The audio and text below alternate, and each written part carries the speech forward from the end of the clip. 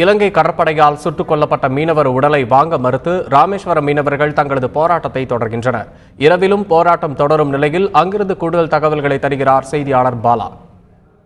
கடலுக்கு மீன்பிடிக்க சென்ற மீனவர் பிரிட்ஜோ என்பவரை கடந்த 6ஆம் தேதி இரவு இலங்கை கடற்படை துப்பாக்கி குண்டால் படுகொலை செய்யப்பட்டது.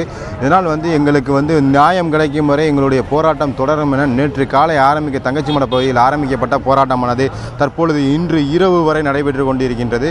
இந்த போராட்டத்தில் கிட்டத்தட்ட ஒரு 150க்கும் மேற்பட்ட பெண்கள் அதிக அளவில் கலந்து கொண்டுள்ளனர். அவர்கள் வைக்கக்கூடிய கோரிக்கை என்னவென்றால், எங்களுக்கு நியாயம் கிடைக்கும் வரை இந்த இடத்தை விட்டு நாங்கள் நகர மாட்டோம் என தெரிவித்துள்ளனர். இந்த போராட்டத்தில் கலந்து கொண்டுள்ள பெண்கள்கிட்டே நம்ம நேரடியாக சென்று கேட்போம். தற்பொழுது இந்த போராட்டத்தில் நீங்கள் கலந்து கொண்டிருக்கீங்க. இந்த போராட்டத்தில் நீங்கள் வைக்கக்கூடிய கோரிக்கை தான் என்ன? இது போராட்டம் நாங்கள் 2வது நாளாக நடத்துகிறோம்.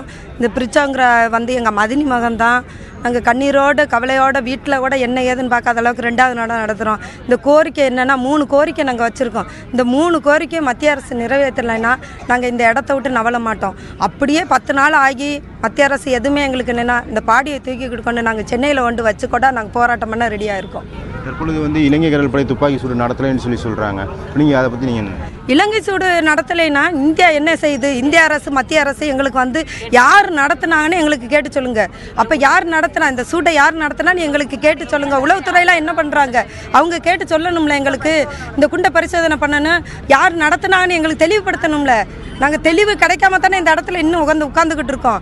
அவங்க நடத்தலைன்னு சொல்றாங்க. அப்ப யார் நடத்தினான்னு இவங்க தானே சொல்லணும். மத்திய அரசிடமிருந்து எதுவும் அதிகாரிகள் உங்கள்கிட்ட பேச்சுவார்த்தை நடத்தினாங்களா? அவங்க எதுவும் பேச்சுவார்த்தை நடத்தி உங்கள்கிட்ட உத்தரவாதம் கொடுத்தா நீங்க இந்த போராட்டத்தை கைவிடுறது? மத்திய அரசு இது வரைக்கும் எங்கள்கிட்ட எந்த பேச்சுவார்த்தையும் நடத்தலை. அப்படியே நடத்தினால் அனுதாபமும் தெரிவிக்கல இன்ன வரைக்கும். அப்படியே அவங்க எந்த பேச்சுவார்த்தை நடத்தினாலும் இந்த 3 கோரிக்கையை நிறைவேற்றினா தான் நாங்கள் இந்த போராட்டத்தை கைவிடுமோ ஒழிய அதுக்கு இடையில நாங்கள் இந்த போராட்டத்தை கைவிட மாட்டோம்.